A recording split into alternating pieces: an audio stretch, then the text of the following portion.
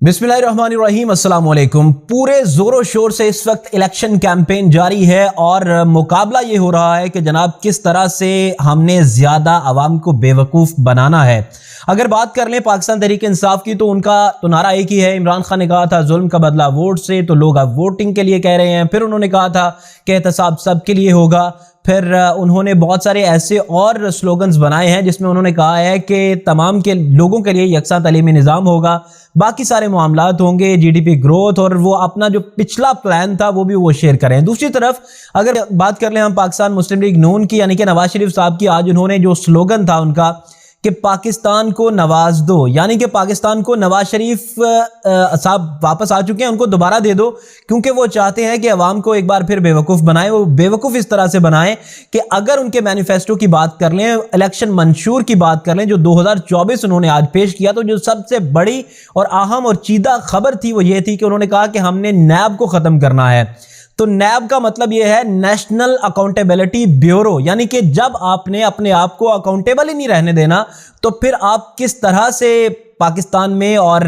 पाकिस्तान के सारे शहरों में एक तरह से एक लॉयल्टी ला सकते हैं, एक तरह से आप इंसाफ का जो मयार है वो कायम कर सकते हैं। तो ये तो एक बहुत बड़ा सवालिया निशान है कि नैब को उन्होंने कहा कि हमने जनाब जान छोड़े, इसकी पाकिस्तान को ज़रूरत ही नहीं है, क्योंकि हमें इसकी ज़रूरत नहीं है, क्योंकि हम चाहते हैं कि हमारा करप्शन का पैसा हो या कोई हमारा एहतसाब ना हो, इस वजह से हमने सबसे पहले आके नैब को ख़त्म करना है। तो यही जनाब पीपल्स पार्टी भी यही चाहती है, बाकी जमातें भी यही चाहती हैं। और जो मौलाना फजलुर रहमान है उनकी तो बात आपको याद होगी कि ये जो है ना वो गैबी मदद होती है, और ये पहले मौलाना साहब हैं जिनकी गैबी मदद होती है कि उनके पास इस्लामाबाद में भी घर है, उनके पास डीडी खान में भी घर है, उनके पास लाहौर में भी घर है, उनके पास बड़ी बड़ी 7-7, 8-8 करोड़ रुपए की गाड़ियां भी हैं, डाले भी हैं, सब कुछ है। लेकिन ये सब कुछ किस तरह से होता है? गैबी मदद से होता है। तो नैब का फायदा तो उनको भी बराह रास्त पहुंचेगा, यानी कि नैब अगर खत्म करेंगे। फिर उन्होंने कहा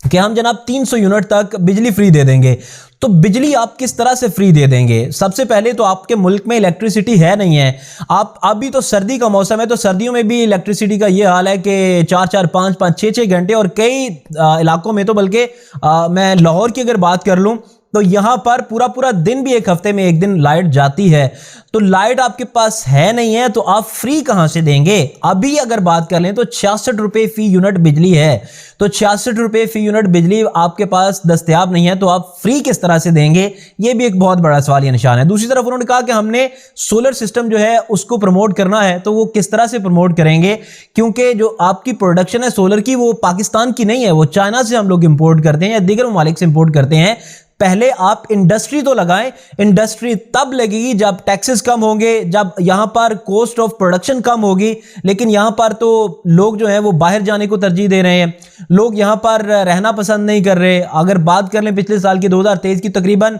68 लाख लोग पाकिस्तान छोड़कर चले गए हैं। सिर्फ किस वजह से? हालात आपके सामने है कि जो इस वक्त मुल्क में हो रहा है। दूसरी तरफ जो इम्तिहान है ना, ये सारा तो मैनिफेस्टो था। हाँ, फिर बिलावल भुट्टो जरदारी साहब की अगर बात कर लें तो वो भी यही बात कर रहे हैं कि हम बिजली फ्री दे देंगे,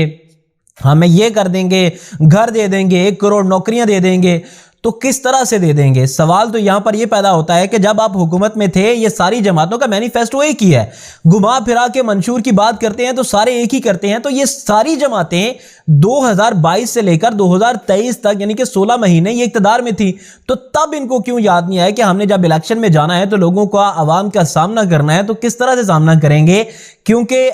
हमारे पास बताने को कुछ नहीं है, लेकिन अब आवाम को ये मामू बनाने पर तुल चुके हैं। और दूसरी तरफ एक और अहम बात यह भी है कि आज अगर मुख्तलिफ अखबारात को देख लें आप, तो आपको लीड स्टोरी मिलेगी। लीड स्टोरी का पूरा फ्रंट पेज आपको मिलेगा, कलर्ड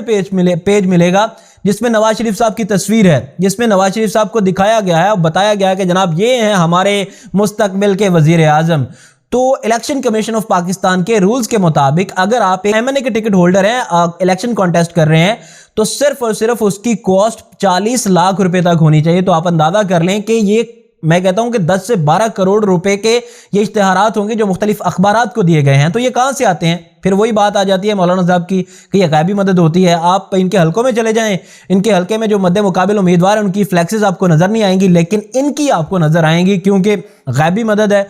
تو اب جو غیبی مدد ہے نا، میرا خیال ہے اس کی ضرورت اب عمران خان کو ہے، اور عمران خان کے جو پلان تھا، عمران خان کا جو منشور تھا، عمران خان کا جو بیانیہ تھا، اس میں اب جو حکم نامہ بھی کہہ لیں آپ، حکم نامہ تھا، اس میں امپلیمنٹیشن ہونے میں صرف چند گھنٹے باقی ہیں، چند گھنٹے باقی ہیں، اور لوگوں کا ایک سمندر جو کہا تھا کہ تمام جو امیدوار ہیں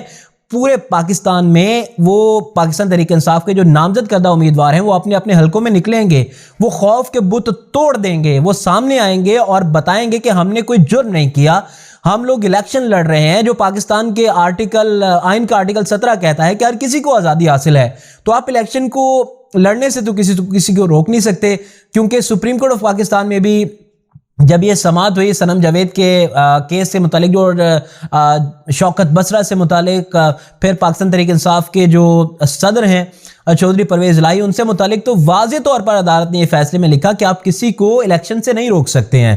تو پھر یہ الیکشن کو کس طرح سے روکیں گے؟ کیونکہ اب عوام جو ہے وہ اس وقت چارج ہو چکی ہے، لوگوں کو پتہ ہے کہ ہم نے عوام کو کیا بتانا ہے، لوگوں کو کس طرح سے ہم نے کیمپین کرنی ہے، لیکن اب یہ جو ڈر ہے، جو خوف ہے، اس کو ختم کر کے عمران خان نے آخری جو پتہ کھیلنا تھا نا، وہ اب کھیل دیا ہے، کہ خاص کر کے پتے تو ان کے پاس بہت سارے ہیں، لیکن الیکشن کی کیمپین سے متعلق جو انہوں نے کہا تھا کہ ایک سرپرائز ہوگا، تو یہ ایک بڑا سرپرائز تیار ہوگا، جس کی وجہ سے تمام سیاسی جماعتیں پریشان بھی ہیں، اور الیکشن کمیشن آف پاکستان بھی پریشان ہے، کیونکہ وہ بھی ایک پارٹی بنا ہوا ہے۔ کیونکہ اگر میں کہوں کہ الیکشن کمیشن آف پاکستان کا یہ امتحان تھا کہ آج کے جو مختلف اخبارات میں ہم دیکھ رہے ہیں کہ اشتہارات ہیں، تو اس کا حساب لیا جائے، یہ پوچھا تو جائے، ڈسکوالیفائی کرنا تو بہت دور کی بات ہے، جو دوسرے امیدواروں کو آپ 5,000 10,000 20,000 روپے جرمانہ کر رہے ہیں، تو آپ ان کو بھی جرمانہ کر دیتے، تاکہ کم از کم پتہ تو چلتا